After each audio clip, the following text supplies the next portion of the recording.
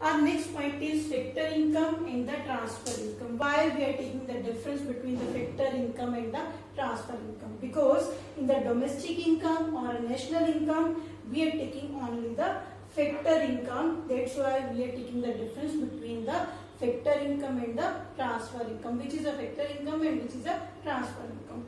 Factor income is income received by the factor of production for rendering their factor services. Which are the factor of production? Land, labor, capital and the interval.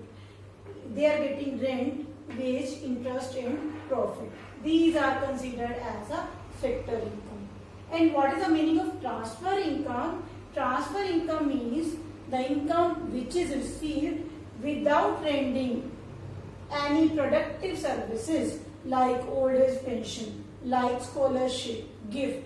These are considered as a transfer income. So we are taking only factor income in the domestic income, and the national income. Now what is the difference between the transfer income and the factor income? It's clear what meaning. Factor income is received by the factor of production for rendering their services, and transfer income is received by the non-rendering services or the productive services. Nature.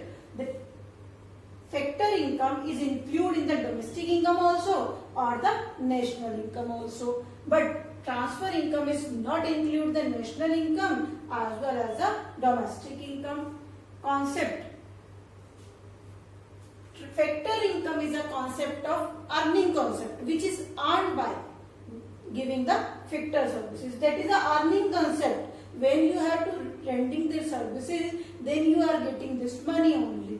But the transfer income is a concept of receipt only.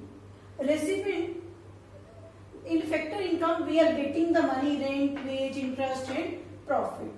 And as a transfer income, we are getting the money from the old age pension, scholarship. Here, these are some examples of transfer income. So, this is the difference between the transfer income and the factor income. So, transfer income and factor income, we are differentiate both because we are taking in domestic income or national income only and only factor income.